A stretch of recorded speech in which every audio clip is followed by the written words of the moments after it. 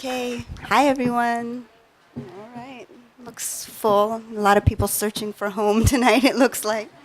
Um, okay, so as we said, the day is about searching for home, so we're kind of taking the voices of a Lebanese poet, a Syrian journalist, and an Iranian novelist, and talking about the similarities and differences of growing up here and away, and kind of mixing the two. So our first reader is Dina Nayeri, or I guess we could say Dina Nayeri. You can say both ways. She's from Iran, born in Iran during the revolution, was there during the war, and moved to the United States when she was 10 years old.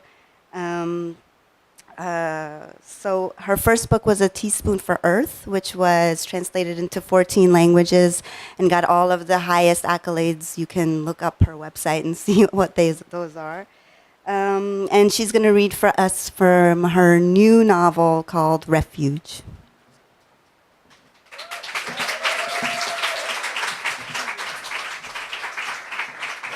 Thank you. Thank you all for having me.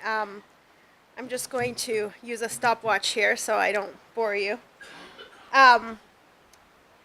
So let me first tell you a little bit about this novel so that you have some context.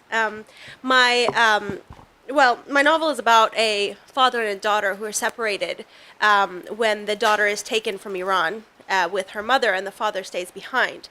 So this father and daughter see each other 4 times after she leaves, over the 30 years after she leaves. Each of those visits are very short, kind of painful experiences because they haven't lived together really or known each other since she was 8 years old. And over the 30 years, as you know, she becomes more and more Western, the gulf between them grows. And of course, that gulf isn't just about being Western and from Iran. It's also just about growing up and time passing and all the things that I suppose time does to families. I'm going to read a little, the first part I'm going to read is in the voice of the daughter, and it's during the very first visit, the first time he comes to see her when she's 14 years old and living in Oklahoma. So this is when she's only been gone for a few years. Stop that. Just one more thing. So after he has arrived, he's kind of continually embarrassing her, etc. And then he's also addicted to opium, and he manages to find some in Oklahoma and get himself kicked out of the house and has to move into a motel called the Red Carpet Inn. And so began 2 weeks of Baba trying to atone for his bad behavior by taking us on exciting American outings. 8 of those days were at a Western-themed water park called Whitewater Bay. A strange amalgam of hackneyed Americana, exploitative Cherokee kitsch, water slides, surf motifs, and overpriced Tex-Mex. It was unclear whether the schizophrenic park thought it was in Oklahoma, Montana, California, or to my bafflement even back then, someplace near a rainforest. Baba discovered the park while watching television in his motel room that first night. I knew the commercial. A frenzy of water splashing at the camera lens, hard-bodied 20-year-olds chugging diet sodas and tackling each other, and a neurostimulant of a song by the Safaris that was basically some cackling and the word wipeout howled over and over again into an echo chamber. The first time Mama dropped us off in front of the ticket station, I just wanted the day to be done. Many of my middle school classmates hung out at this water park. And here I was, after years of trying to seem American, arriving with my mustachioed father, his great cask of a belly blanketed in ginger fur, his neon Persian script trunks, a cigarette barely hanging onto his lips. He was a spectacle just stepping out of the car, even before he bellowed in the ticket line in broken English, "This, O watery paradise, let us find proper verse for this day." "Let's not," I said in a threatening whisper. "Baba, stop it, I'm serious." "Stop what?" he said in loud Farsi, exhaling a long tendril of smoke. "No more Farsi," I said. "And do you have to talk so loud?" Kian didn't seem to care. Kian's a little brother. "Can we go on the big slide first?" "See, Nilujun, Kian has it right," said Baba, taking the longest drag and flicking his cigarette right into the next line. He had switched back to Farsi now. "We live for us, not for the watchers. Be free now that you're in a free country." He paid for our tickets with a wad of cash roughly the girth of 2 rubaiyats and ignored the glare of the ticket taker as he lit another cigarette. On the way in, I'm pretty sure he gave one to a loitering teenager. A few hours into the day, Baba, who is light-skinned and ginger, started to burn. He stood by our lounge chairs for 10 minutes, rubbing lotion into his arms and legs with great care, leaving a white residue all over his body for added protection. Before I could rush off, he begged me to do his back. I wanted so much to run away, but his skin was flushed, even his knees a few shades redder. I hurried to lotion his back, looking around for classmates, but the sunscreen wouldn't absorb. The thick layer of hair on Baba's back was making it foam. I'm done, I said, and I ran away to join Kian in the rapids, leaving Baba to fill his time alone. Once or twice throughout the day, I spotted him ambling through the park, full of wonder in his straw hat and tangerine trunks. Sometime later, Kian and I wandered to the Acapulco cliff dive, a monstrosity of a slide shaped much like a stretching basilisk, with a short initial drop, then a long, steep free fall that flattened out again near the end.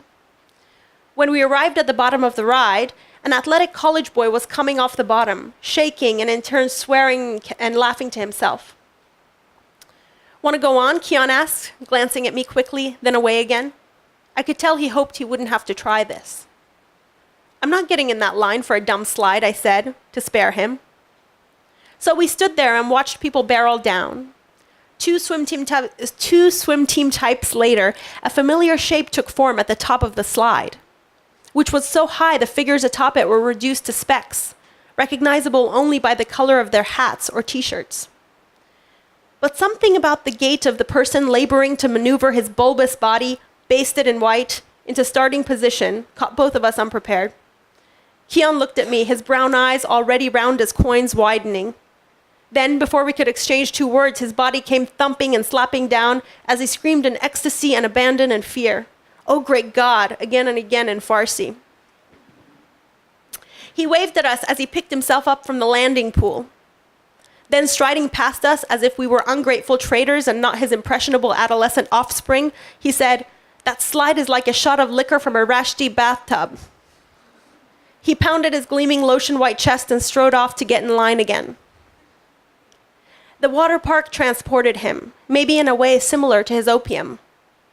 For weeks, Baba enjoyed American life in deafening fashion, sliding down the cliff dive and eating too much ice cream and going to visit his new friends somewhere we weren't allowed to know.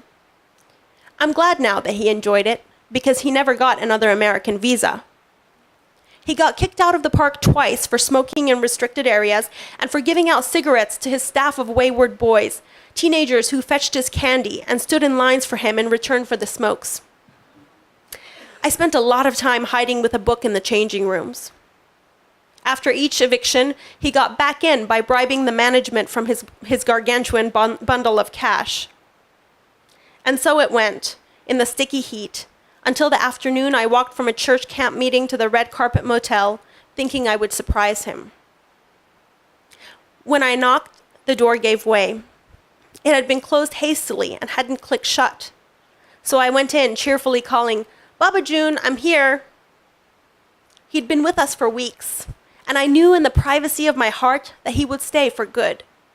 Each time he joked with Maman, I grew more convinced. Being around him was becoming easier too, and I was forgetting to fear for my teeth. Oh, he's a dentist. The room was dark, though it was midday. The window was sealed shut and sodden towels covered all the cracks. The room smelled so awful I had to breathe into my hand. The bed and the floor beside it were covered in photographs.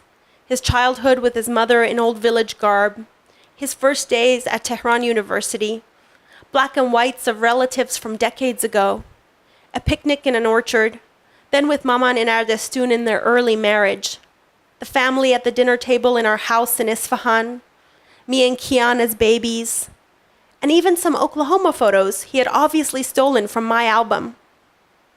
I ran a hand through them, looking for recent photos of Uncle Ali, but found none of Baba's current life. I didn't hear any noises from the bathroom, and though to an adult the scene would have been transparent, I just thought he had gone out to get some ice cream. He was obsessed with the astonishing array of American ice cream flavors. Butter pecan, and rum raisin, and cappuccino chunky chocolate. I unlatched the window, gathered the wet towels, and went to the bathroom, thinking I would discard them in the tub. I pushed open the bathroom door, and he was there, on the closed toilet lid. He wasn't sitting exactly, but slumped, his familiar white undershirt and pajama pants soaked in sweat. His knees were far apart, his hands hanging over them, twitching now and then, his head between his legs so that his silky, youthful hair clung to his forearms like moss against a rock. He must have sensed me there, because he tried to raise his head, but it lay heavily by his thigh.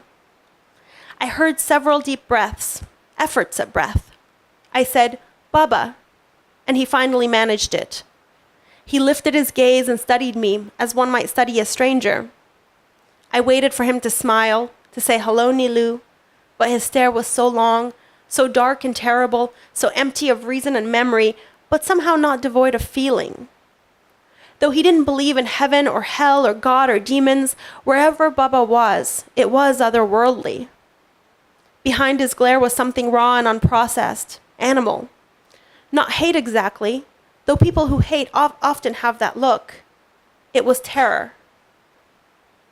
After a swallow, he whispered something, in slow croaking syllables. But a gale of other sounds overpowered his words.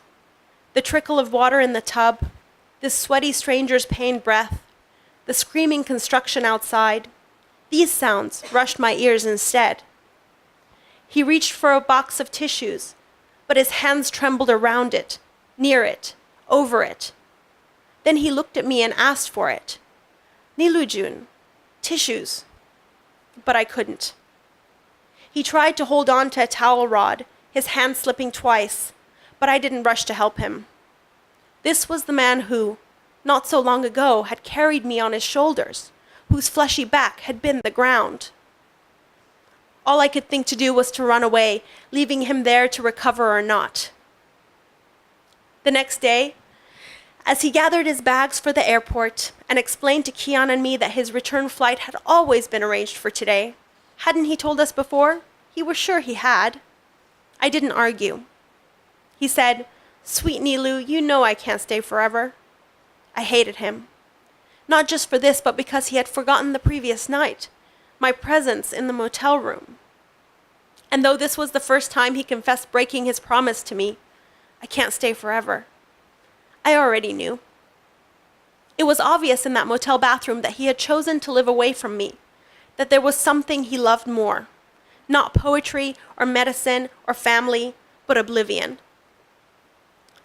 I often wondered how pleasurable it could be, and growing up, I asked Mama to describe his delirium to me. She said a few words about the bliss of it, the feeling of complete cohesion with the universe, but mostly she talked about the agony of withdrawal, the sweating, vomiting, the chattering teeth. She talked about her 2 attempts to cure him, locking him in the house for weeks, feeding and bathing him, bringing him music and books. The first time he snuck out. The second time, he was so desperate for Mangal, so consumed by this creature need to be released, to chew off his ties and go hunt for it, that he chased her to the shallow end of our empty pool and beat her with a garden hose until she gave him the keys. Though I've seen Baba 3 more times since Oklahoma, I can't imagine how he lives now. Do his days look like mine? Reading trade journals at his desk, stopping at the bakery and the cobbler on the way home? Or does he spend his days under a leafy canopy in Ardessun? Does he lie to his new wife? Does she watch for that moment when her clever husband might transform into something beastly? Nowadays in Amsterdam, a first puff of weed or hashish carries me to that motel with him, but I don't dare try opium. My work offers me oblivion. Often I wonder, what is this urge to set off alone toward some imagined home? Have I inherited it? It must be the way the wanderer endures, a survival instinct from our earliest days. I try to picture it in the aggregate, Every day across the world, how many wretched travelers crouch in grimy bathrooms, searching for a way to explain that they can't stay. Every person has a dozen hidden faces. My memories tell me my memories tell me that Baba's Oklahoma visit was a hedonist's manic dash through a permissive, bountiful country, a brief pleasure hunt. I was too young then to see the sadness in his eyes when I crossed my arms and looked away, when I didn't help him off that bathroom floor, and on our final day, when I hardly said goodbye. I see it now in photos, his arm perched awkwardly on my shoulder as I shifted my weight the other way. Thank you.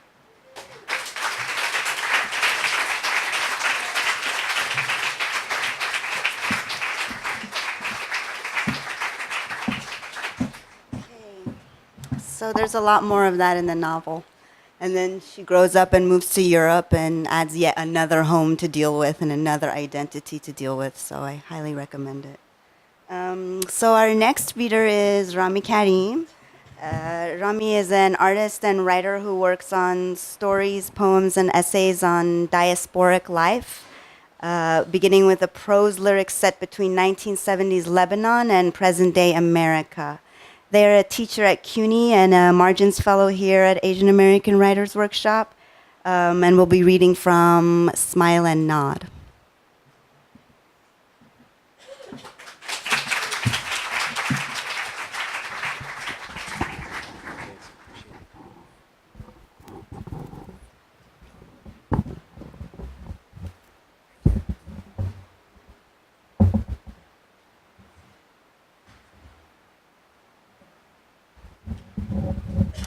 Hi. Thanks for being here. Thanks to Sophia and everyone at the workshop for putting this together. I'm reading from my chapbook. It's called Smile and Nod.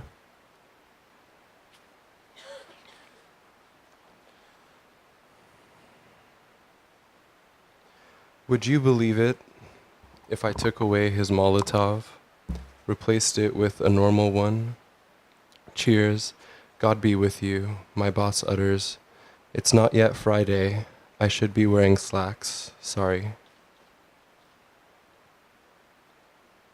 I'm hiding my feelings in a stock photo. A man with a beard is out to get you. I saw it in a daydream, wanted it when I hid my feelings in an Arab man, out to dinner, doing normal things. When angry, I am asking to be liked, in the dressing room mirror, trying not to see myself as pressure in a vacuum, adjacent a consequence, comparable to loneliness. Our mouths could not announce what is given up for efficiency. In America, we do not hesitate. Do not sit still, there are fireworks in the lines on my face. A pockmarked surface, discarded in error, devoted to solace. Watch me pretend to recognize foie gras, pretend to like it for money. During off-leash hours, be endeared by the openness, licking our faces, reminding us we know each other. I find myself in reflective surfaces. You punch my elbow, confirm we are compatible. Let's meet up soon. I have to gym first. My mom would like the girl version of you.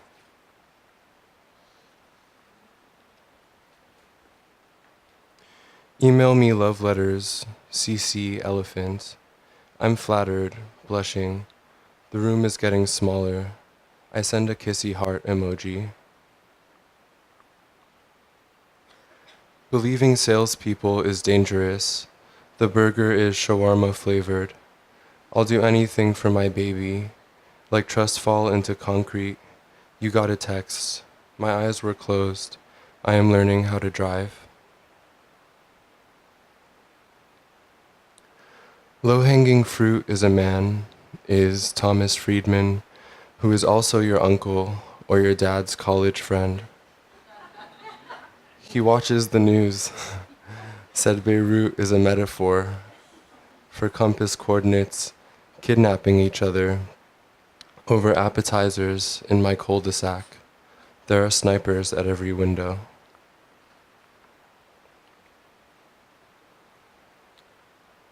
You look to me for answers. I've tried everything they have. Recycling previous mottos. Pan-Arabism is cool, I guess. Just kidding. Forgot I am naive. Fuck borders, I meant to say.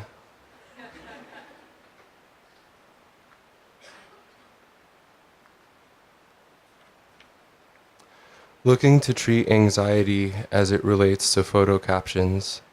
I want to give everything credit. There are only so many words.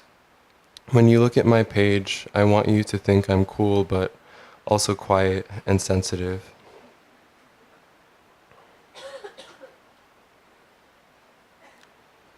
Dissociation is complicated. I saltwater the city. It straps itself to my body. Through every orifice, we walk together, begrudgingly, in love.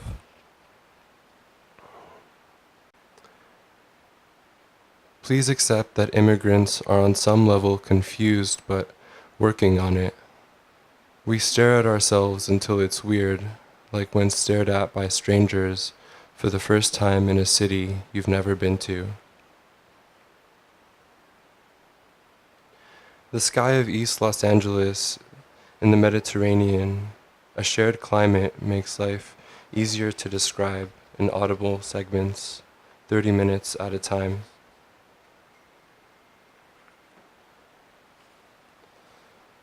On my way to fitting in, I mispronounce the name of my favorite band. I make an ironic sound so you know my forgetting was ironic. Then I wait for you to repeat it. The English definition of Arabic was lost due to severe infrastructural damage and hundreds dead. On assignment from my mother, I learned Allah was just the word for God. The capital A was a silent woman's mini bio. She prayed about stomach pain.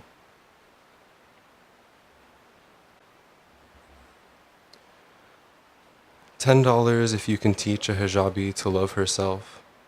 I looked at photos of Dearborn, found a nonprofit to help people. In the mornings, my grandmother read coffee cups, said she would love to come back with me. We both chuckle. Her hand swivels porcelain. Warm diesel in the air, braiding through windows.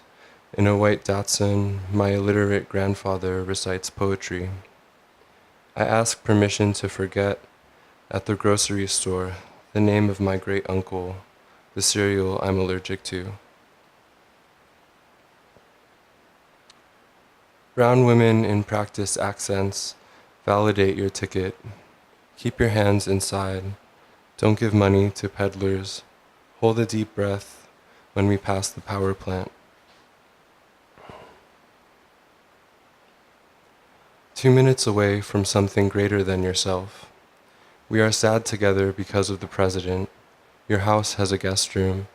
I was raised by immigrant children. A long pause and then, you are inspired to run for public office. I won't support you.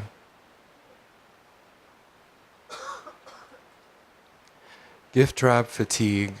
I want you to like me, mold my face into a good time. A July 4th barbecue. Move away from me slowly on an empty bus. If you don't look up, I won't notice.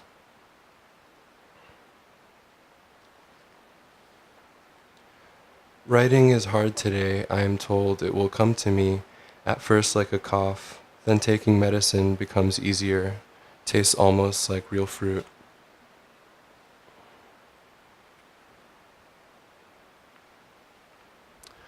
Will work for feeling okay.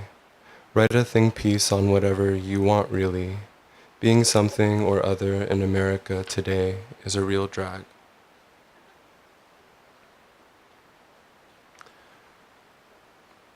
Shiver when anger dries, it is only dried sweat.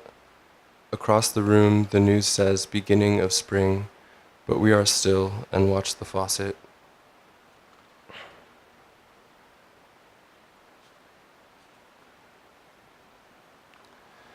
I invited a man to hang. Philosophers taught me secret keeping. My mother knew simple phrases. He paraphrased philosophy. It's cool. We got high and watched mini docs.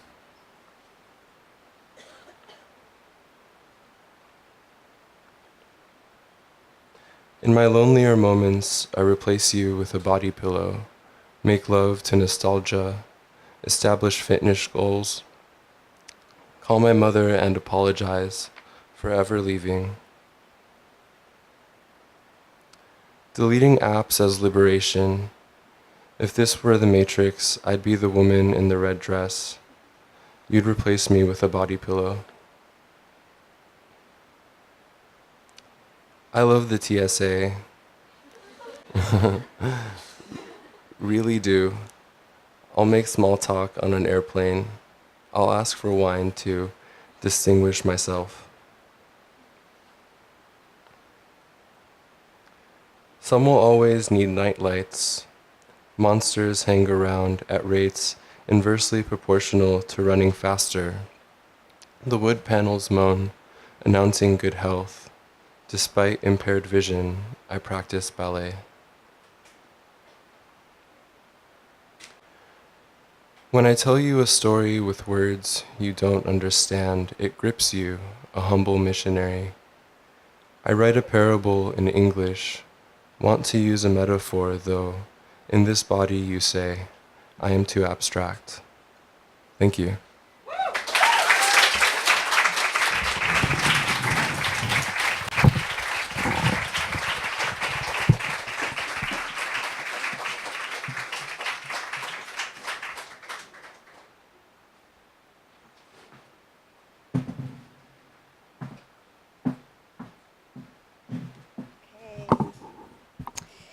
Okay, so our next reader, we're going from poetry to some hardcore journalism and reporting. So this is Alia Malek. She's a journalist and also a civil rights lawyer. She was born in Baltimore to Syrian parents and started her legal career at the U.S. Department of Justice's Civil Rights Division. She worked in and around law in the U.S., Lebanon, and the West Bank before moving to Damascus in 2011. So from there, she wrote anonymous reports from obviously a conflict zone and stayed until she couldn't stay anymore, which was in 2013. Now she's written a memoir called The Home That Was Our Country, and she's going to be reading an excerpt about therapy.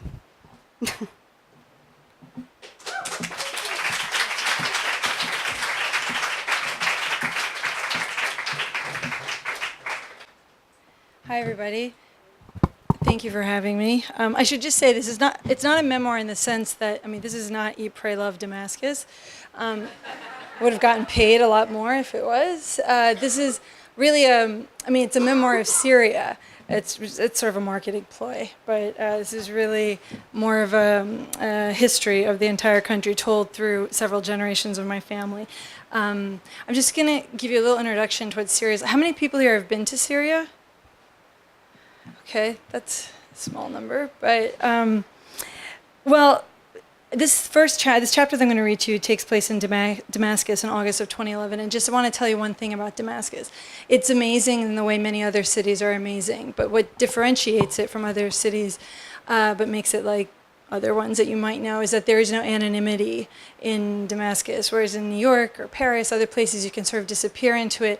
Damascus, you're always being watched by the Mukhabarat, who are like the German Stasi, or at least German Stasi, but whereas the Stasi are very precise because they're German, the Syrians are not, but what they lack in that precision, they more than make up for with gusto. And just before I read, I'm going to tell you a quick joke to sort of lighten the mood.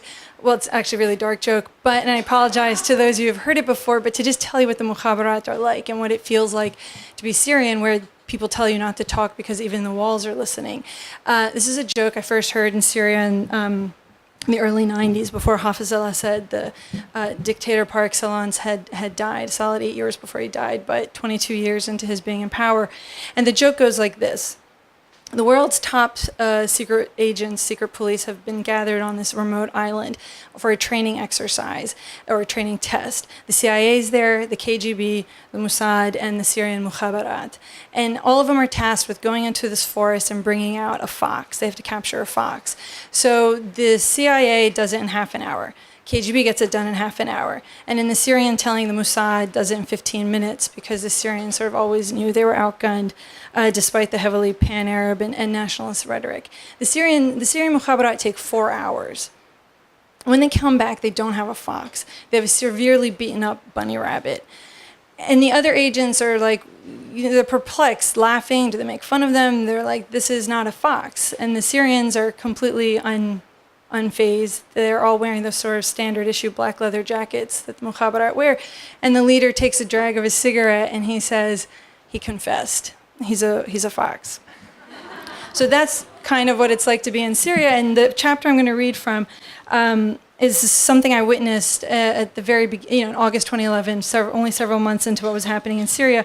And it was the kind of thing that nobody was writing about in the Western press because of the lack of access and also sort of the ways that people are used to looking at Arabs or telling Arab stories, which are usually about just people with guns. So this is instead a chapter about group therapy. So, one Sunday during Ramadan, my youngest cousin, Tala, suggested I accompany her to see the Jesuits. She was sure I'd be interested in their psychodrame. What's that, I asked, unfamiliar with the French term and generally uninterested in anything church-related. A place to talk about fear, she said. I did a quick search online and found out that psychodrama, as it's called in English, is a method of psychotherapy, often done in a group that uses role play and spontaneous dramatization of participants' lives, their worries, anxieties, and any other issues. Tala was right. I was super intrigued. In Syria, very few people readily admit to needing mental health care, let alone seeking it, largely because, as in other societies, it carries a stigma. In the context of what was happening in Syria, where the collective anxiety, anger, and sadness was inextricably related to what was happening in the country, a public discussion seemed pretty bold, even subversive. Of course, the Mukhabarat would know this was happening. A talented pianist, Tala was already going to the small Jesuit church to accompany the chorus on organ. The chapel was sparse and modern, unlike most other Syrian churches. Tala played beautifully, but I was eager for the mass to end. When it did, we all headed downstairs to the meeting place. There were refreshments and conversation. Eventually, we were invited to take our seats. By then, others had joined us, people of different faiths. I found out later that the group was 60% Muslim to 40% Christian. There were in fact Sunnis, Druze, and Alawites there. Most people appeared to be in their 30s. The same priest who had officiated Mass, Father Mazin, stood before us. Without his vestments, only his collar identified him as clergy. In addition to being a priest, he was also a psychotherapist and had studied in France. With Hala, another psychotherapist, they had started the psychodrama the month before to give people an opportunity to talk about their fears in the face of an impending unknown, where violence was already promising to play a big part. I looked around almost in disbelief at how many people were there. They easily numbered 50. Father Mazin began with some introductory remarks, reminding those gathered that we weren't there to discuss politics, but rather people's fears and feelings. That seemed impossible, but perhaps the disclaimer was an effort to persuade the informants present, surely they were there, of the innocence of the project. If the informants in Mukhabarat were, as was said, not particularly sophisticated, I figured there was a chance the simple ruse might work. Father Mazin then called for volunteers to start off the role play, the main therapeutic vehicle of psychodrama. It was up to the participants to decide what form it should all take. 3 men and 3 women volunteered, and they each took a chair in the circle at the front of the room. Anyone else who wanted to join could join the circle at any point. They would have 30 minutes, at which point Father Mazin would tell them that time was up. A man 1, carrying worry beads in one hand, began. He had a suggestion. We've been going around and around about who has been shot, who's armed. Let's instead talk about the opposite of fear, dreams. Let's talk about our dreams for the future. What are our dreams? How would we do that? Asked another man 2. What's the scenario, the context for this conversation? After some back and forth, they decided to pretend they were attendees of a conference for Syrians to discuss their dreams for the future. Conferences in the Middle East, photographs of which are oddly in society and airline magazines, are often more about prepared presentations than free-flowing discussions. In Syria, they are also frequently held under the auspices of a ministry or the First Lady. It seemed the most stilted way to imagine how such a conversation could happen. I felt sad that they couldn't come up with another, less official scenario where ordinary Syrians would be speaking openly about their dreams and hopes for the future. Well, then we need to represent different groups: the youth, the government, the revolution, civil society, said Woman 1. Man 1 made himself a sort of moderator. Welcome to the conference, he announced. We're going to talk about Syria's future and what we most want to see in our country. Can I begin? Asked Woman 3. The moderator man nodded in encouragement. I'm keen to see how we teach change. That's what's killing us. There's a military structure to our education, from how books are written to how questions are asked, she said. I want to destroy and rip apart the current books. But there are some positive results in our education, the conference moderator said. Engineering, for example. I think it starts from the mother-child relationship, said Woman 2. That's the basis of society. I dream of paying more attention to our girls from the start. After all, they will become mothers and raise our children.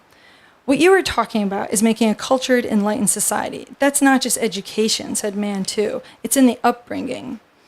Then the woman who said she couldn't dream past wanting the violence to end, Woman 1, decided to represent civil society. Civil society needs to be stronger, she said. People start out wanting to do something for the country, but when we realize it's for nothing, we stop thinking to try to do. It does start from how we educate. You're forbidden to exercise your mind, to think. If a child asks the teacher questions, he yells at you, shuts you up, and tells you just to memorize. Something starts from there, from when we are being told not to think, not to express what's inside of us. The third man, Man 3, who had yet to speak, said, I want to be like Europe in some way, advanced with liberties and freedoms, but I also fear its bad sides, like their societal ills. Man 2 then announced he'd represent the regime, and I caught my breath. He spoke at length. Look at this society, the people. The taxi driver is a thief. The bureaucrat, the cop, they take bribes. We have an elite. These people can think and organize our lives. Tell us what our dreams are. You, don't bother yourselves with your dreams. We will organize your dreams for you. Otherwise, with this guy and his dream from here, this other guy from there will be chaos. Syrian people are incapable. Their thoughts and feelings are not good. Woman 3 interrupted him. How can we know who these elite are? He ignored her. With the international conspiracy against Syria and the armed groups, they will get the advantage. I had heard this before, of course. The insinuation from members of the regime that they were the best Syria could do, because otherwise the masses, unsophisticated as they were, would ruin the country, was an integral basis of its power and Syrians' acquiescence to them. It was built on an idea that Syrians needed to fear other Syrians, because points of national dialogue were heavily monitored, and because geography and class kept Syrians from each other. No one would ever really know where reality stood exactly. And in that vacuum, the regime continued to play on such fears. Why are there weapons if all they want is reform? The role-playing government man asked, echoing the constant rhetoric of state TV channels. Then, tongue-in-cheek, he said, you want reforms? We've been talking about reforms for 30 years, so obviously we have no problem with reforms. Everyone began to laugh, and someone shouted that it had actually been 40 years. Well, we're ready for more reforms, he continued. We'll give you more banks and internet, but not too much, because then the bad ideas will get in, and there will be chaos. People will attack each other. Western ideas will get in, and then there's the CIA, the Mossad. The Saudis hate us, the Turks hate us, half of Lebanon hates us, 3/4 of Iraq does, all the rest. It's really a big conspiracy. There was more laughter at the easily recognizable and almost spot-on mimicking of the regime.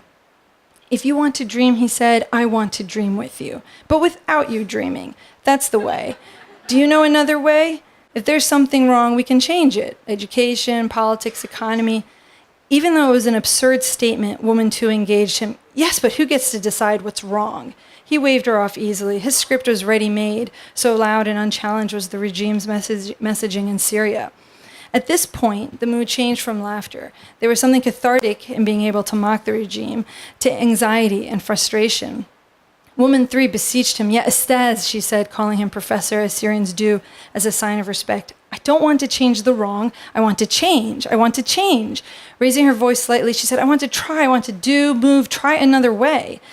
The man trying to moderate the conference asked her for patience, as many Syrians were asking of those more willing to confront the regime, but she interrupted him. People can't learn if they don't try.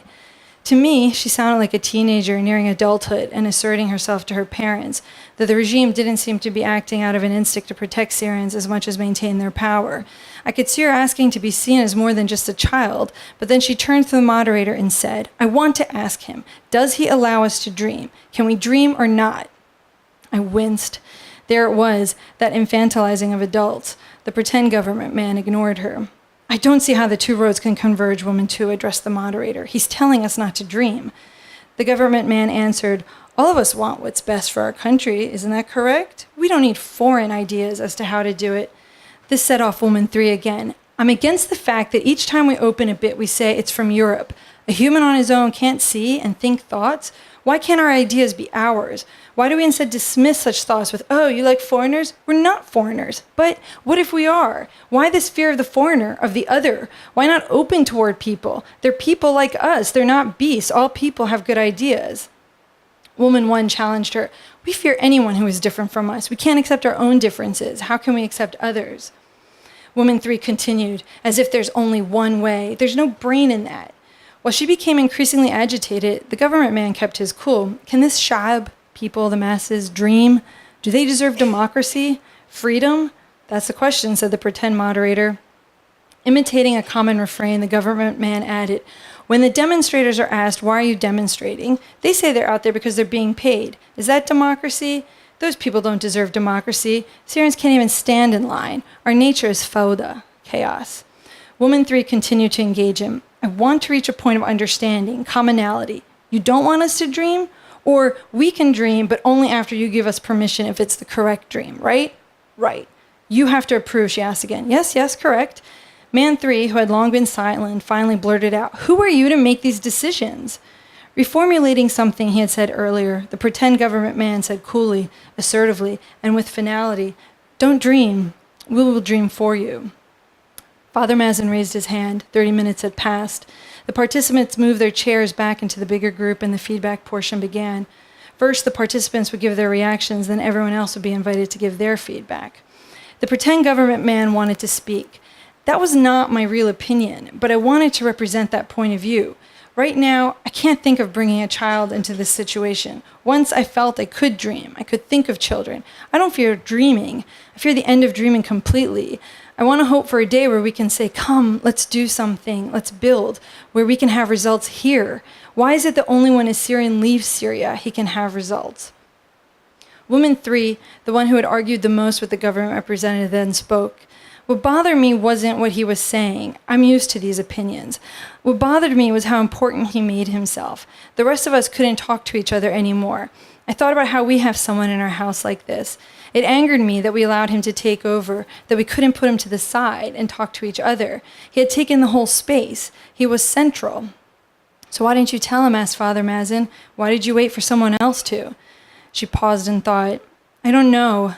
I didn't want to get into it because it's never a real conversation. It's not give and take, it's just rhetoric. I don't want to talk to him, she said. Pausing again, she added, I wanted someone to talk to me, but no one is talking to me. Woman two also answered Father Mazen. I did in the role play what I'm trying to do in my life. I want to like the other so I can reach a recognition, a point to agree on. Turning to the man who role played the regime, she pleaded, you wouldn't even let us dream. The man, who barely participated at Man 3, said, I didn't like him. I felt he blocked the conversation. I didn't like his role play. I was eager to talk about how we can change things and said we couldn't. But maybe we'll have to work on ourselves, by ourselves, and that would be beneficial. Correct, agreed the man who played the moderator. If the government falls and creates a vacuum, we will need to fill it with conversations of our dreams. We need to be ready to imagine what to do if the time comes. We don't want to eliminate him, said woman 3. He too is part of our society. A man from outside the circle then spoke.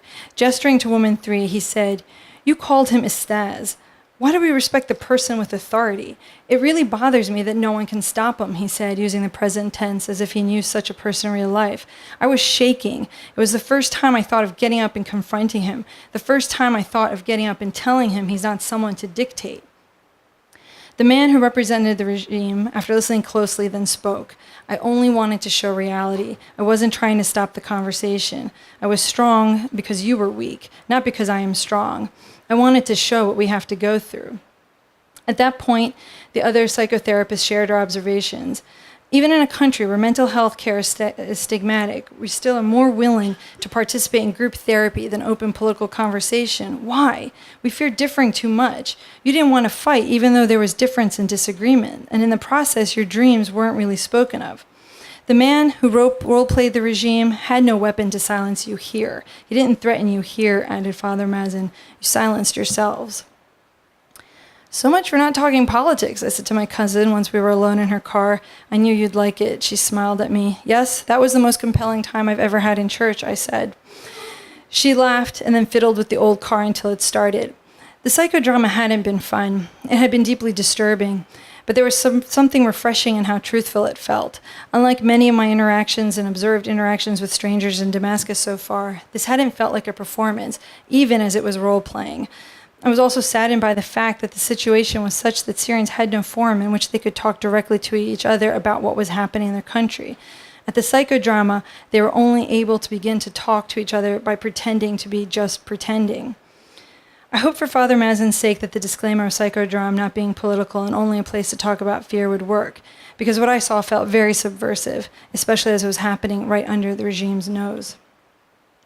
Later that fall, Hala, one of the psychodrama founders, had my aunt and uncle over for lunch in Damascus. They were friends, as my aunt's husband was also a psychiatrist. Hala, a woman in her 60s, was leaving later that day for Europe to visit her daughter, who was about to give birth. Lunch, my aunt later told me, was delightful, and she was happy Hala would soon meet her grandchild. But Hala never made her flight. At the airport, before she could board, she was taken. The place to speak about fear immediately disbanded because people were too afraid to come. Even though Father Mazin would have gone on, he did continue to see patients for individual therapy.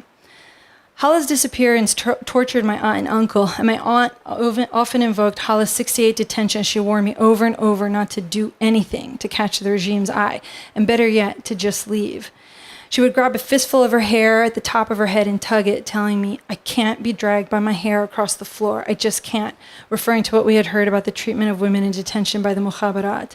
That's what they'll do, she warned me. They will take us all if you do something.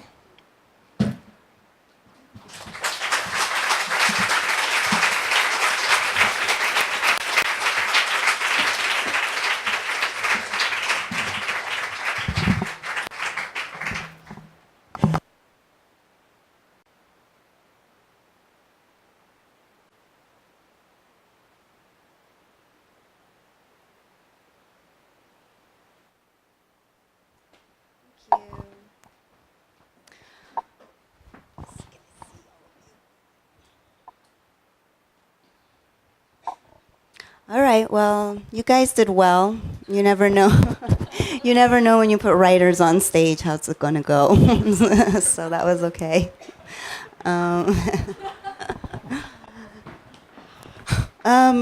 Okay, so I kind of want to start small, like very micro.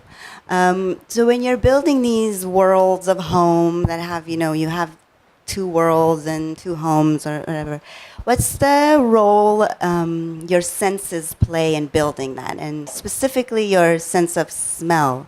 Because in all of your excerpts, although I don't think you read the one that I read, but you all kind of evoke that smell sometimes. So Dina, you talk about the smell of fenugreek when your grandma comes and the suitcase opens and just the whole place smells like fenugreek.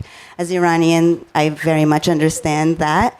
You speak about the smell of jasmine and how that always brings you back to Damascus.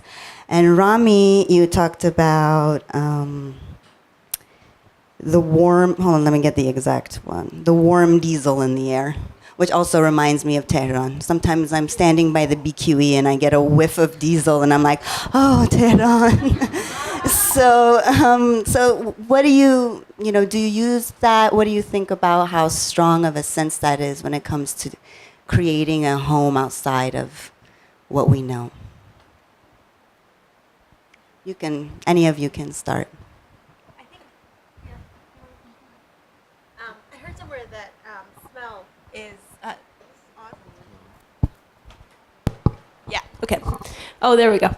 So I heard somewhere that smell is the sense that lasts longest in the memory, and I do believe it because often I see things that look vaguely familiar. They don't evoke emotion, But like when I smell something, it takes me back to that moment. It takes me back, to a time and an entire memory and an entire scene. It's so connected to all of the other senses for me, and so and it's the quickest way to get people to feel exactly what I felt. The other night actually I was at a reading when.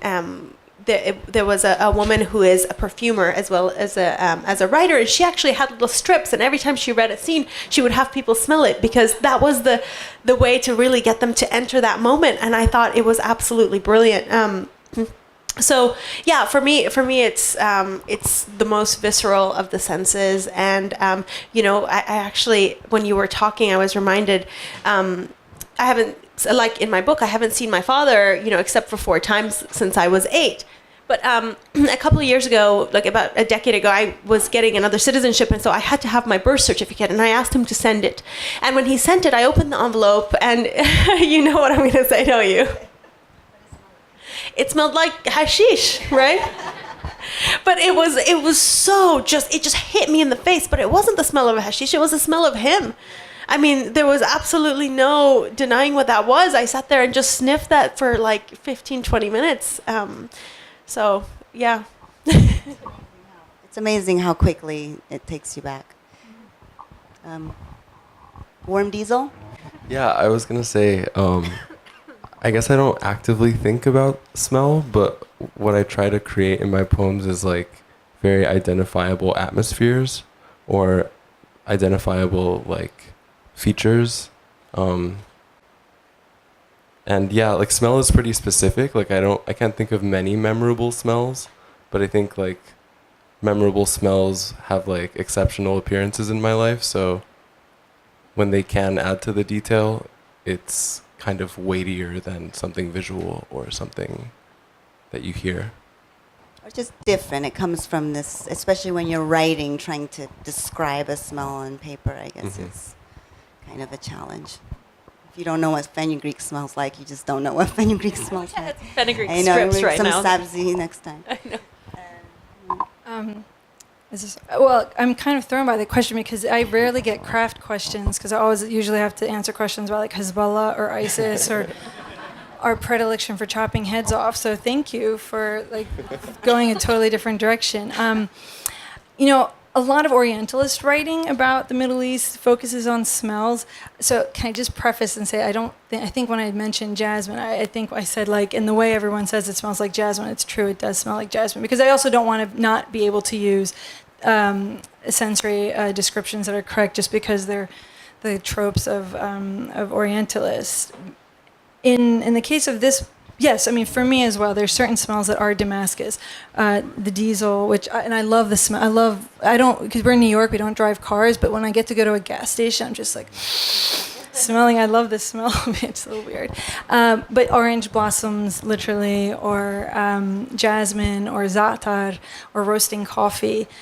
These are the scents in many ways that make me think of Damascus. But I think, yes, and I think, unfortunately, there's a lot of writing. When you're writing about the Middle East or Arabs or Muslims, you constantly are in the kind of like reactive posture because, there are the Orientalist tropes, and then there's also the responsibility to try to humanize a place that is so dehumanized. And I think any sort of sensory description helps in creating a relatable and a more human place. Right. So actually, that's exactly what my next question was. So while there is, like, the role of smell is important, there is this danger of exoticizing the Middle East, which I find a lot of Western publishers, there's that risk. So I was going to ask you all again, so when you started to focus on writing about these two worlds that you inhabit, how did you navigate the publishing world or your own world, like in that desire to like make you the Iran writer and make you the Syria writer and make you the Lebanon writer when you are very much American? Did you ever have that moment where you were like, but I'm American, I don't want to necessarily have to write about this other country in order to get some sort of recognition as a writer? And did you ever feel pushed throughout the publishing process to exoticize the Middle East and this Orientalist trope that you talk about? I think there's always that pressure, but I think one of the benefits of being a little bit older is that I didn't, I don't have to. I had a wonderful editor who had been with me at Al Jazeera, and so she never pushed those sorts of things on me. The only major fight we had on a related issue is that I wanted to call the book "The Home That Was My Country."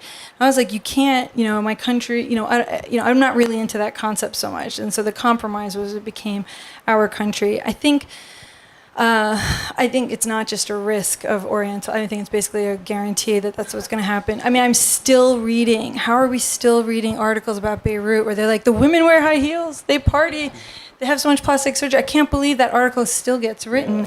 I think that for me, the gold standard is Anthony Shadid, who, yes, we can. I mean, he was amazing, and a mentor and a friend, and his loss was, devastating, and it's been devastating, I think, for the coverage of the region.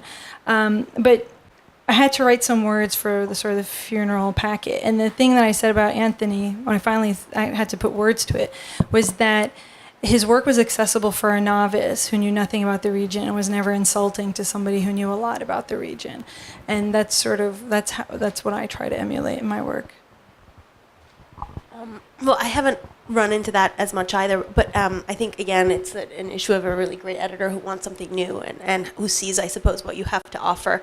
I have been so focused in the last couple of years, especially on the idea that what I can bring in with my voice into the literary world, I suppose, is what happens to the refugee 20 years later, and not just these stories of leaving and then suddenly, finding America or the West and having your story be over, but what happens in the long term after all of those, I guess, dramas have settled. So I think that it hasn't been covered as much, and so there's not, and so much of what I write about is about memory and how memory grows stale and how memory is not reliable, and so in some ways, some of those tropes play into that, because I can say, that a character only remembers the smell of rice and jasmine or whatever, and it might very well be because that's all that's been pounded into her head when she came to the West, and that's what she's been reminded of again and again and again, that a lot of the more authentic things only come back if she has a particular trigger, right? So I suppose I'm aware that those things are there, but because I'm looking at a different part of the narrative that isn't as everywhere, it's not as big an issue for me. But I have to say that I did have someone I won't say who, but someone in my general publishing team actually say, well, I think you need to move on to nonfiction now because, you've already written 2 novels about Iranians. And I thought, okay. That's enough. Yeah, so then they're done. They're covered. Yeah, so it happens, of course. But. I would say I most of my writing is from like an immigrant perspective, so I rarely find that I'm making stretches to like make up for empathy. I feel like I write like mostly from things I've experienced. Like even when Lebanon comes in my current prose project, it's mostly like just at the beginning to sort of set the scene, but the world is very much like mostly Southern California, Los Angeles. But even within that, there's still, even within the immigrant experience in your writing, there's still memories or For sure. allusions to another land. Right? For sure. I guess like I only write from the experience of like the narrator, which most often is me.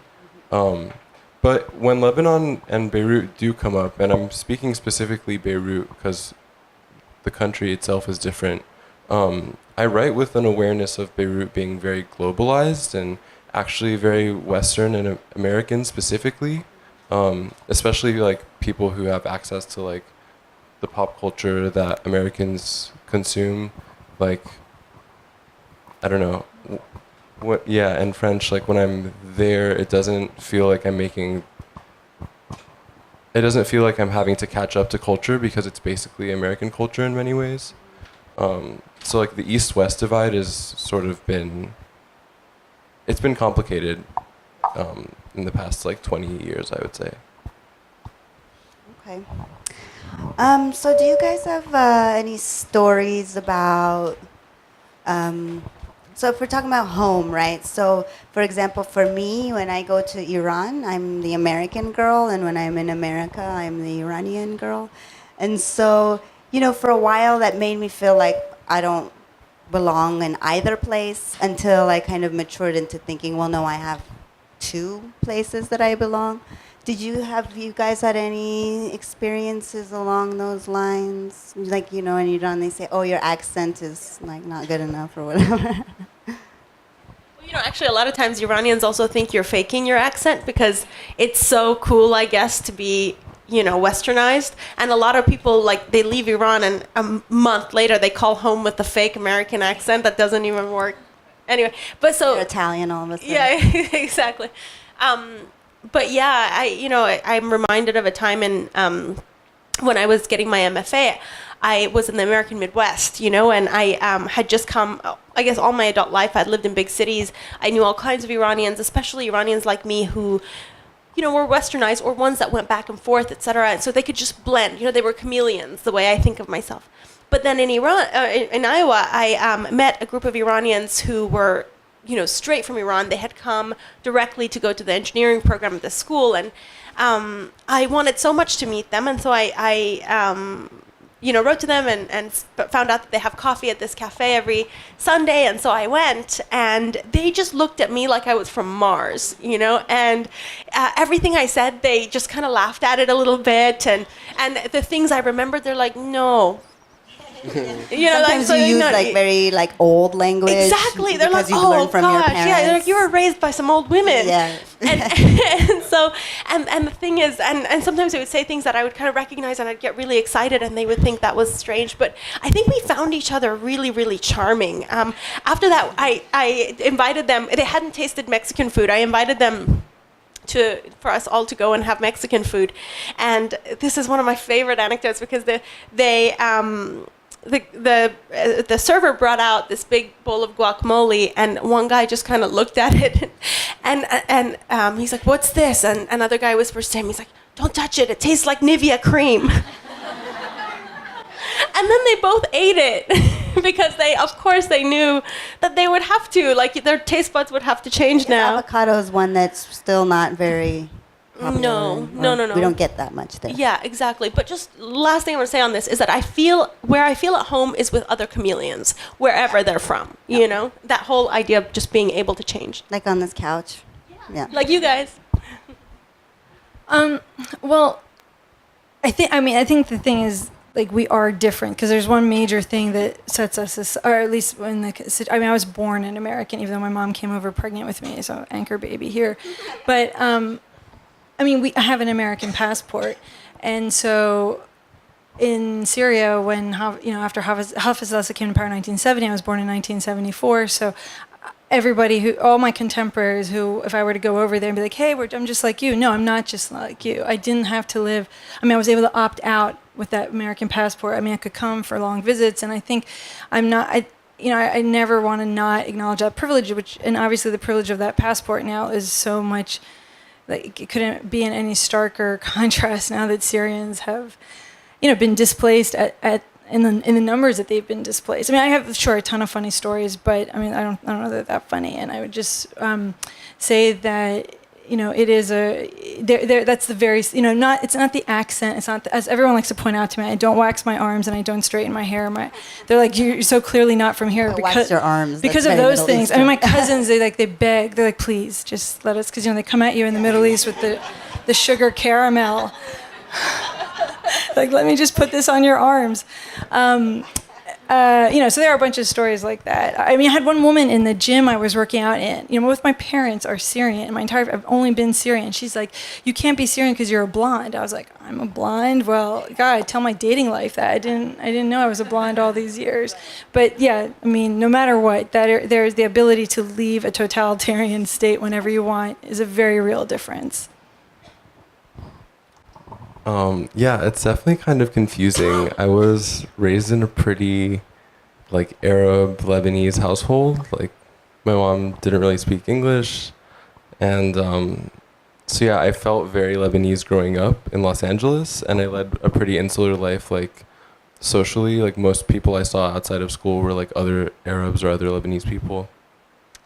But then when I moved to Lebanon, where I spent my high school years, um, I feel like that culture had sort of been left behind, and it felt like the good old days, like pre-Civil War, and that everyone had basically just again become American. So I think my mom had definitely like romanticized Lebanon to be this place where like young people don't drink and like don't have sex and like don't get pregnant or like etc. Exactly. So yeah, that was kind of weird, but I don't know. I guess I feel most at home when I'm like with people who are familiar to me. So it's less geographical and more just who I'm with and things I can like identify as familiar and I guess feel at home through them.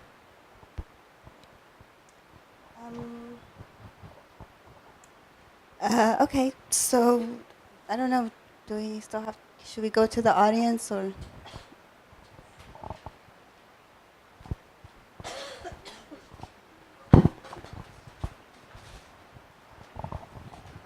This question's for Dina.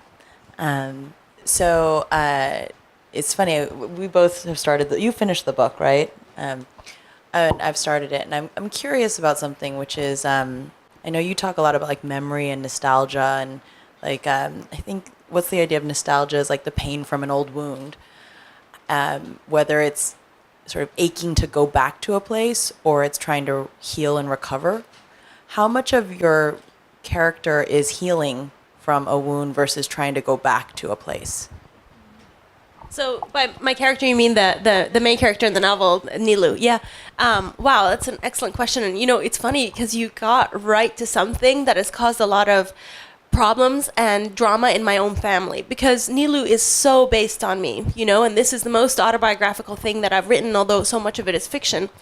And what it has caused is this very strange space where it's all of my own emotions, but enough disguised to where my family can be like, no, you know, you don't get to feel that, and that is not what you feel, and most of it has to do with the wounds, you know. And so, like my mother, for example, says, "How can you make it seem so painful?" You know, it wasn't. I saved you. I took you out. You had this American experience, and you were successful. Why would you want to take everyone back there to this like ugly place, you know? And but to me it's not ugly, because I feel like healing does have so much to do with going back and I guess looking at it, getting comfortable with it. So it's both, I suppose, going back to a place in your memory and through that healing. But I think the problem is when you write with things like this, like autofiction, people don't get to see the process you went through as you wrote it, you know, and so people that are close to you only see it as just an opening of a wound, you know, and I don't agree with that.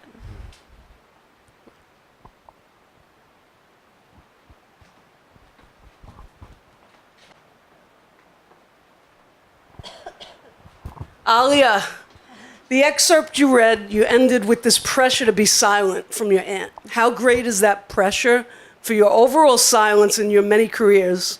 And how do you give yourself the strength to be a woman with such a wide platform and brilliant platform?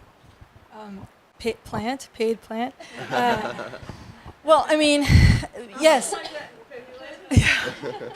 So, I mean, you know, I opened the book with saying that by the time I left Syria, like many of my family were happy to see me go. And that's not because they didn't love me, but because one of the ways a state like a regime like that stays in power is by your dissent or your dissidence is not, the consequences of that are never just borne by you, they're borne by the people around you. So, you know, if I had openly been practicing journalism, which, the regime had made it clear it didn't want any foreign journalists in Syria. I was there, restoring my grandmother's house. Not only I would have been punished, and I took that quite seriously, because my American passport, like if I had gotten wind that something was going to happen to me, I could probably get out of the country with enough time. But I would be leaving a lot of people behind. Only my parents are the only ones that immigrated to the United States. And so that there was a lot of, because ironically, it's oftentimes Western reporters who can sort of sneak in and tell these stories, and not really tell them so well, if you ask me. But they don't have and they put a ton of Syrians in danger around them. I mean, we shouldn't forget that. A lot of, when the French team was in Homs in 2012, the Syrians who got them out, that was a miraculous, heroic behavior, but a bunch of Syrians died in that process, and that gets left behind. So, and my parents brought that sort of like as we saw what was happening in Syria to people who spoke up in the United States, my parents would also try to hush us. And it became hard to stay silent when you're growing up as an Arab in the United States, and before even the crazy Islamophobia that we've had in the post 9/11 era, the dehumanization of Arabs was incredible in media and pop culture. And my parents' attitudes, as many other people's attitudes, I think from besieged communities, were like, let's just prove that we are good and we do deserve to be here. And I wasn't very comfortable with that kind of that sort of way of handling it. And I mean, I still get. I mean, I'm now putting my phone in the refrigerator when I'm having sensitive conversations with people in my house. So like, I feel like that parent. Why? Because they're listening. Yeah, they're always. I know they're listening. Like I drove past some restaurant. I said something about the restaurant, and then like Twitter suggested I follow it the next day. So. But who shouldn't? Who should? I mean, if it's not us, who's going to speak up? I mean, and I was in a place of relative privilege, that maybe also because I grew up post 9/11. I mean, I graduated from high school in '92. Like the biggest act of dissent I did was sort of stage a walkout when the United States invaded Iraq in 1991, and that was sort of just like people were like, what? I mean, it just sort of wasn't that big of a deal. So I guess I haven't internalized the anti-Arab and anti-Muslim sentiment that today is like out of control. And I just think that everybody who can and finds themselves willing and able to, and has a platform, it's great if they want to use it for that. And it's also okay if you don't, and if you want to just live your life, I can understand that decision. Plenty of people have made that decision. It's just the go along to get along attitude. Just as a Syrian, yeah, I mean, that is the attitude that most people chose. And that is all the foreign interference, the totalitarian regime, that's a huge part of it. But that going along to get along is a part of it. One of the things I said in the book is that I kind of came to understand that at the same time that totalitarian regimes make you their victims, they also make you their bystander. And in that way, you become complicit, even if you're not at fault for the crimes of the regime. And I mean, not to sound really crazy dramatic, to be the constant buzzkill on this panel, but it is a little bit like the moment we're living in, extrapolated, I mean, today in the United States. That but I also understand why people make the decision not to. And even to this day, I changed the names in the book. And I took no byline when I was writing front page New York Times articles from Syria. So I wasn't that brave. And I wasn't willing to have other people pay for what I was doing.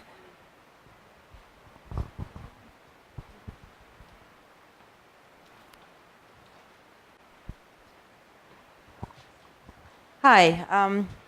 So I'm a Palestinian American, born here, and I've been to Palestine a couple times, and I found that what was very interesting for me, I struggled with a lot of the same, not really feeling at home anywhere, but I found when I went there, it was strangely like I felt more at home with the young people there than the young people, the Arab Americans living here as well. I noticed, I think all of you guys kind of touched on that a little bit, and do you find that was the case with you guys all, like interacting with, the immigrant Iranians and interacting with, the Lebanese in Beirut? Did you find that you felt like actually more at home with them, like there was a purity, and do you reflect any of that in your writing at all?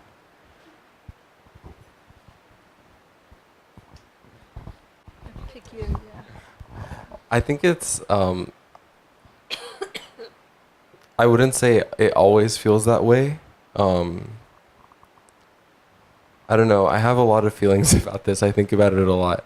But I think that immigrants who were raised by parents who assimilated further, i.e. learned English, joined the workforce, oftentimes it results in them like growing up with less of the culture from the homeland. And I think the way that they end up relating to it is different. Again, I feel like I grew up like almost too Lebanese, and I don't know, it made it actually kind of hard to relate to other immigrant kids. Like, I was supposed to hang out with them because our parents were friends, but they all like had white friends that they would have sleepovers with, and like that was never part of what I was allowed to do, and like I couldn't go on school trips and stuff like that. And so I don't know, there's definitely like that aspect of hanging out with other immigrants. I obviously still have a lot of friends, but I think our experiences tend to be varied. When I'm in Lebanon, it's different because I feel like I'm hanging out with people who grew up similar to me because of that, I guess, lack of assimilation. But it's also weird too because, again, the kinds of people who are consuming the same culture that I'm consuming are often of a like much more elite class than like the bracket that I exist in the U.S. So there's that gap that happens too. So it's never like it's not like an easy yes or no. Yeah.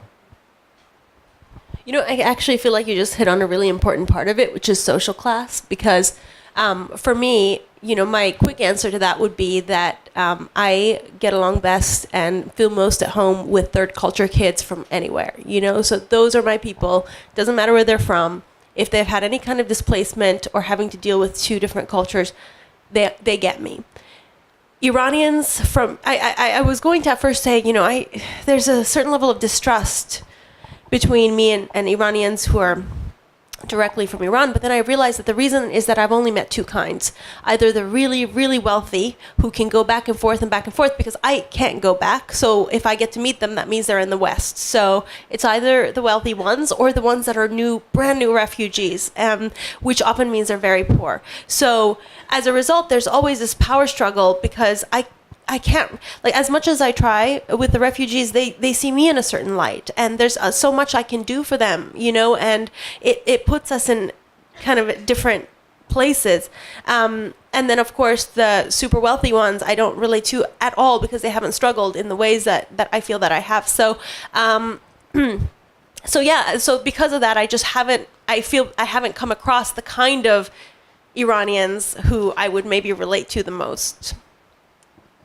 I feel like I kind of answered that question before about arm waxing, but what I would add is that, listen, for me, the most intimate experience growing up was you're closest to you is your parents and your house, and that meant the world outside operated in English, but my most intimate world operated in Arabic. So, you know, when I go to a place, you know, where everybody can say my name correctly. It doesn't say Alia, it says Alia, and knows what that means and sings the Fairuz song all about a girl named Alia. I mean, there's automatically this kind of intimacy that can also be kind of a false sense. But yes, the first time that I was like intimate with a guy in Arabic was like, you know, it was amazing. And then it kind of started to wear off. But the first time was exciting because, you know, this was all happening in Arabic.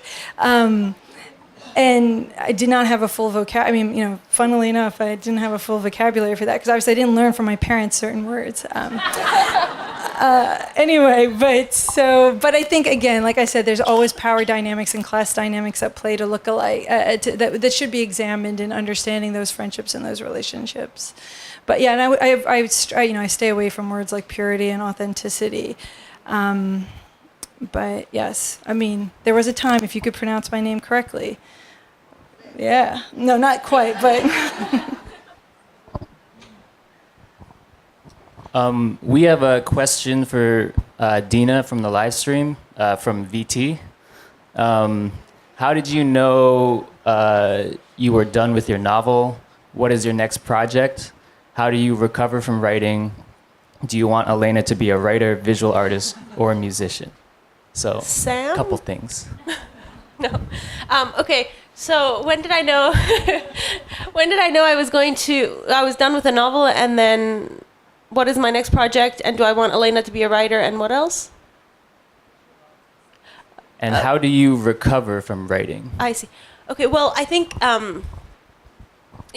so. There's definitely like a particular kind of, like rhythm and pace to the writing life. You have these big bouts of, kind of euphoric writing where you don't get up from your desk even to eat. Often that happens at a residency, or at a moment where you're finished with all the promotion stuff and essays and everything is finished, and suddenly your schedule is free. I'm about to have one of those. But I wrote the first draft of Refuge at a residency, and it was a time like that. And usually, you finish a draft and that finishes, and you move on to something else, and then you come back.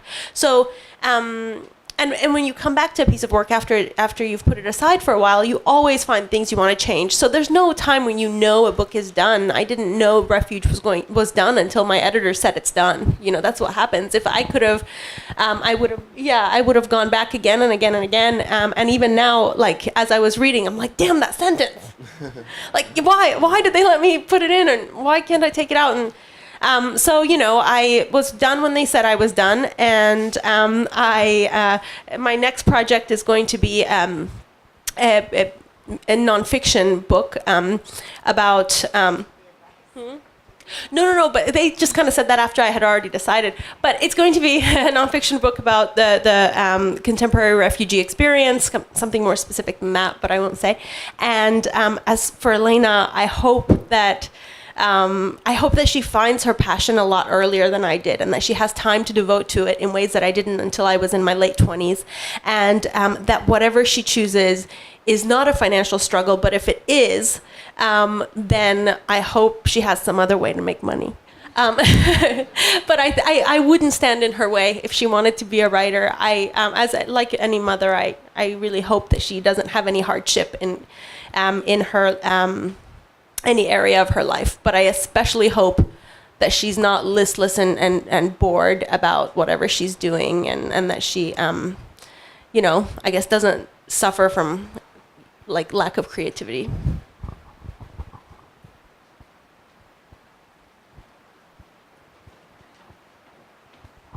Hi.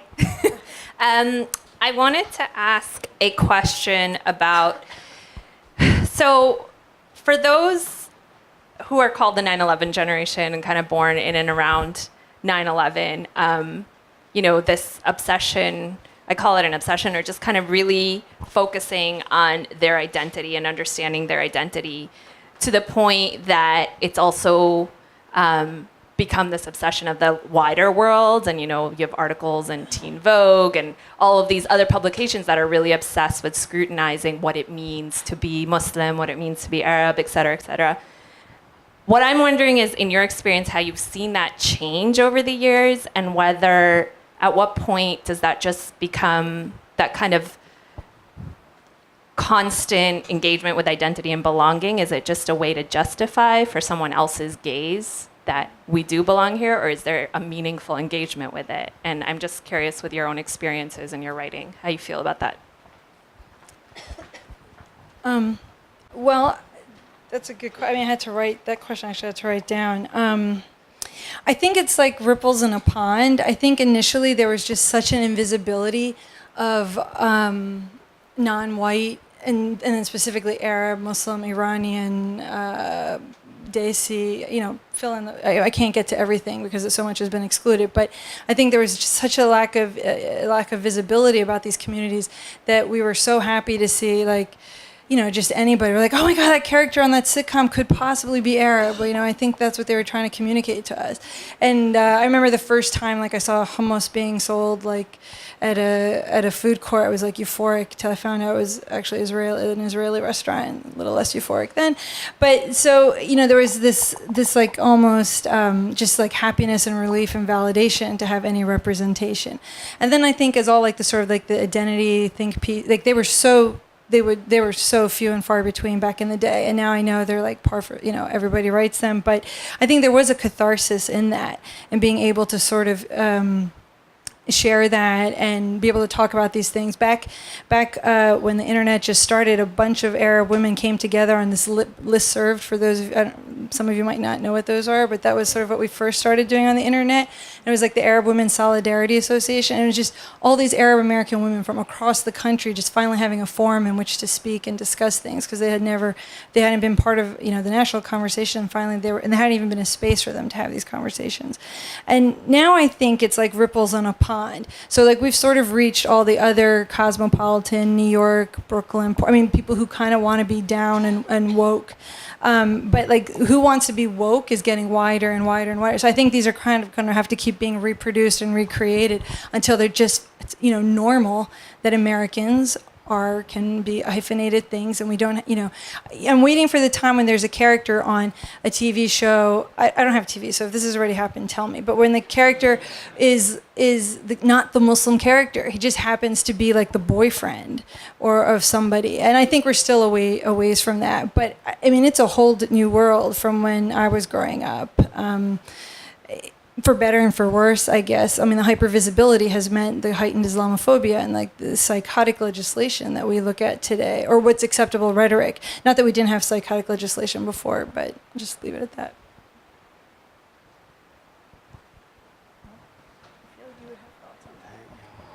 My question is for Dina. So both of your books are about non-Muslim Iranians, and as a non-Muslim Iranian, I'm like constantly asked like, how do you exist? And also then like in dealing with being part of the 9/11 generation and looking like a threat, but not, but then like having an out, let's say maybe, or like a privilege of being able to say, well, I'm not Muslim, so like how writing that narrative has been a challenge, like maybe with publishers who are like, but like we're talking about like you don't make sense, like either you're a Muslim sob story or you're not, your story is not valuable or something.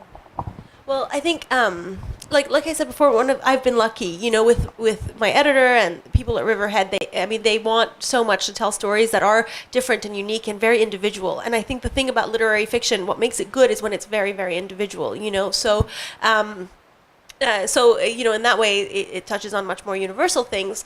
So it doesn't really matter if, and in fact, it's a good thing if this person doesn't fit a particular mold, if the character, is different in some ways, because then the book highlights something else about being Iranian, maybe something that hasn't been, written about as much. And I think that's the experience I got in terms of the reception from my own team at Riverhead. And I found that to be really kind of freeing and wonderful. And then beyond that, I wasn't actually thinking, one of the things I don't like doing is to think about my audience and when I'm writing fiction. I think about that when I write nonfiction, So when you write essays, I think you're actively trying to like get people to see things your way right then, and to change, and to ask themselves certain questions and perhaps change their mind, But when you're writing fiction, I feel like the much more important goal is to give them a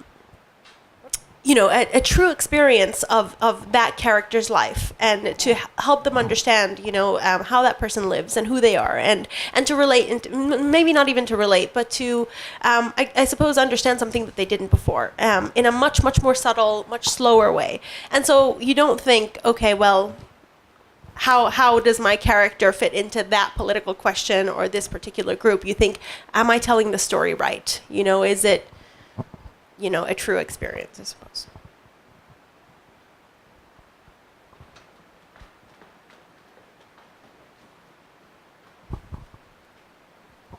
Hi, we got another live stream question from Hanea. My question is for Dina. As a writer, during the writing process, how do you divide the fine line between fiction and nonfiction? Sorry, how do I divide the fine line between fiction and non? Oh, Yeah, between fiction and nonfiction. so you mean it's? Well, I guess I can't ask them what they mean. Okay, so yeah. Yeah. Well, I mean, I think in my fiction, I take a lot from my own life, you know, and my fiction is always much slower, and I'm trying to make people, I suppose, understand a particular character, you know, and there isn't as much, I suppose, immediate motivation. I write nonfiction when I personally am angry about something or feel as though there's something that I need, you know, the world to know right now. So for that, you know, essays are really good, and it's a good way to, I suppose, clear your mind before you go back to the fiction. So my fiction life and nonfiction life kind of move beside each other at very different paces. You know, there are moments where I write 3 or 4 essays in a month and, you know, just kind of let the fiction ruminate. And then there are times where, you know, I'm devoting all of my time to my fiction, but it goes much more slowly because it matters to me, I suppose, in a different way. And it exists for me for a different reason. Sometimes you just don't balance it, you know? Sometimes you do what you have to do because editors say so.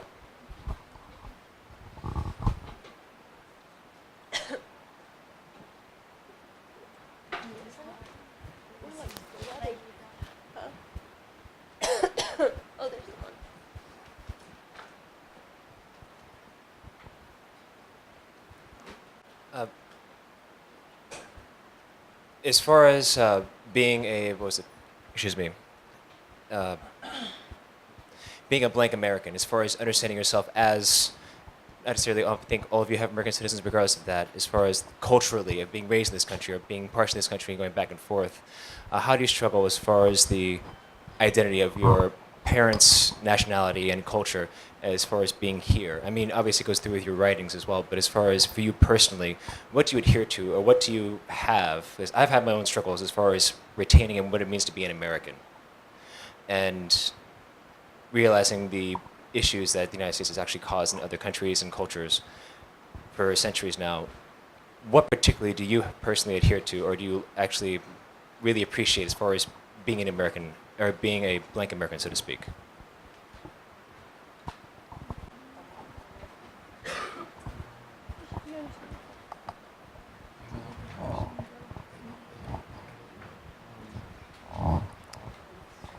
Sorry, could you say the question again? I'm sorry. I'm sorry. I'm just also, guys, clarifying for my own struggle personally, being a Korean American You're and good. understanding what it means specifically, not just to be an American, but living in America and slowly enculturing yourself to be here. I mean, I was raised in a very small southern town. That was mostly black and white, and I was a weird Korean kid before this jawline, these cheekbones happened. And so, yeah, I had a very unique upbringing growing up, and so I understand and I really appreciate your perspective specifically, Dayari? I'm sorry, as far as mispronouncing your name, but really fitting in with those who know how to negotiate culture, who know what it means to be being placed somewhere else where you don't really know if you belong here or not, specifically in a different country and culture. So are you just kind of talking about this belonging?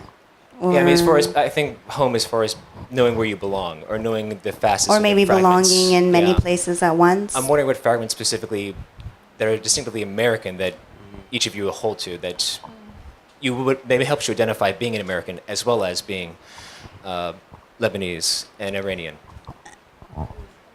I can go. Yeah, Excuse me, and Syrian. Excuse me. thank you. Yeah. I think for me, like thinking about my identity in America, it has a lot to do with trying to build solidarity, if not explicitly, at least through like self-awareness. And so much of that is realizing that like, yes, I am a person of color, and yes, I am Arab, but like in the context of America, like, I guess I try and think about my race analysis by like positing blackness and like anti-blackness as like the most relevant struggle in terms of race relations. So I don't know if this is directly answering your question, but like that's what I'm sort of wanting to center in how I think about my identity. And like, it's twofold. Part of it is like accepting and acknowledging that you're other, but also like realizing that colorism is a thing. And like, I don't know, my like being Arab, especially in the way like I present, it's not necessarily the worst thing right now in America. If we're thinking about optics. So yeah, I guess I'm always just thinking about that. Like, I don't know. Well, my experience of being American, I wrote a whole essay about it called The Ungrateful Refugee. It's basically about gratitude and the expectation of gratitude because I came to America and got to live the American dream. So I won't go into it. You can read it online. But I feel that America expects gratitude from me in ways that go beyond what I owe.